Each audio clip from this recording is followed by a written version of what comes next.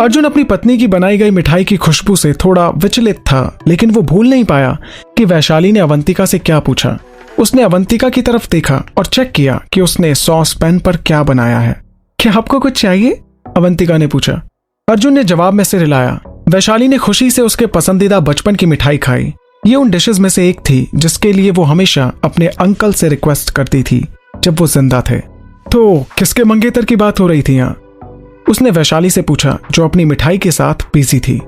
वैशाली ने अपना चम्मच उठाया और अपनी कजन की तरफ इशारा किया। इसके तुम्हारा कोई मंगेतर है? अर्जुन ने अपनी पत्नी से पूछा।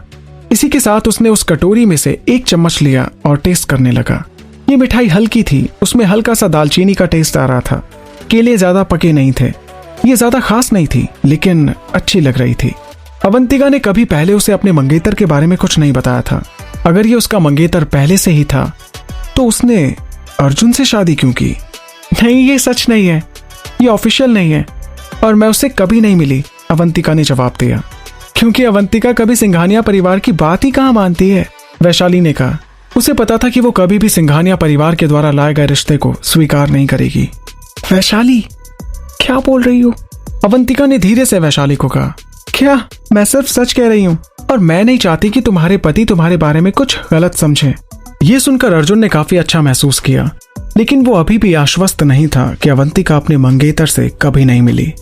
वैसे तुमने उसके साथ शादी क्यों नहीं की? मैं उससे शादी क्यों करूंगी? वो मेरी आंटी को मुझे धमकाने और मेरी विरासत को लेने के लिए ठीक उसी तरह था जैसा उन्होंने मेरी मॉम के साथ किया था, अवंतिका ने समझाया।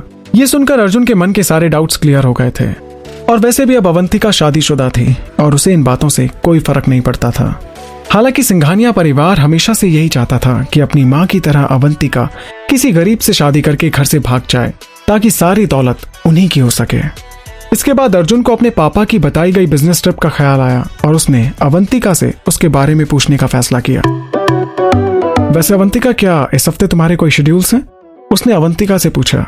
अर्जुन को शक हो गया था कि उसके पापा और भाई मिलकर फिर से उसे किसी डेट पर भेजने की कोशिश कर रहे हैं और अवंतिका के साथ होने की वजह से वो ज्यादा परेशानी और सिर दर्द से बच सकता है, क्योंकि अपनी पत्नी के साथ होने से वो जरूर उन लेडीज को रोकने में कामयाब हो जाएगा जो उसके डैड ने उसको इम्प्रेस करने के लिए भेजी होंगी और वो ट्रिप में आसानी से बोर भी नहीं होगा। अवंतिका ने खाली सॉस पैन सिंक में रख दिया और जल्दी से उसे धोने लगी और उसे धोते हुए बोलने लगी। मेरा ऐसा कोई प्लान नहीं है। मैं तो फिलहाल बेरोजगार हूं, इसलिए मैं कहीं भी जाने के लिए आजाद हूं। वैसे तुम क्यों पूछ रहे हो? ओह, दैट्स ग्रेट। तो फिर तुम मेरे साथ एक बिजनेस ट्रिप के लिए सिटी एच चलो। वैसे भी मैं तुम्हें यहां अकेला नहीं छोड़ सकता, अर्जुन ने जवाब दिया। ये सुनते ही उसके कुत्तों ने अपनी ओर उसका ध्यान आकर्षित करने की कोशिश की, क्योंकि कहीं ना कहीं उन्हें शक हो गया था कि वो अवंतिका को उनसे दूर ले जाने की बात कर रहा है। City H. Avantika city H का नाम सुनकर काफी एक्साइटेड थी। बेशक अवंतिका समुद्र तट की यात्रा करने का ये मौका जाने नहीं देना चाहती थी। सिटी एच बहुत ही फेमस टूरिस्ट प्लेस है। ये देश के दक्षिणी भाग पर है और थोड़ा सा इस जगह से गर्म है। वो लंबे समय से बीच पर गई भी नहीं थी और शायद उसे रास्ते में कुछ इंटरेस्टिंग ट्रिंकलेट्स भी मिल सकते थे। जरूर, मुझे कोई दिक्कत नहीं है। वैसे हम कब जा रहे हैं? कल रात को। वैसे तुम पिकनी पैक करना मत भूलना, मुझे लगता है तुम काफी हॉट दिखोगी, अर्जुन ने मुस्कुराते हुए अवंतिका को छेड़ते हुए कहा। वैशाली के सामने इस बात को सुनते हुए अवंतिका शर्म से लाल हो गई थी और वैशाली ने भी शर्मा कर अपना मुंह दूसरी तरफ कर लिया।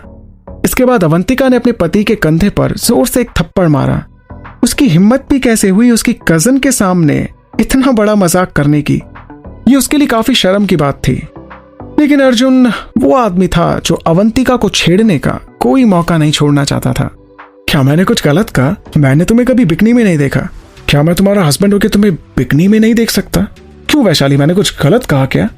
अब तो अवंतिका के गुस्से का पारा और भी चढ़ चुका था, क्योंकि उसने सीधे सीधे वैशाली को इसमें एंगेज कर लिया था।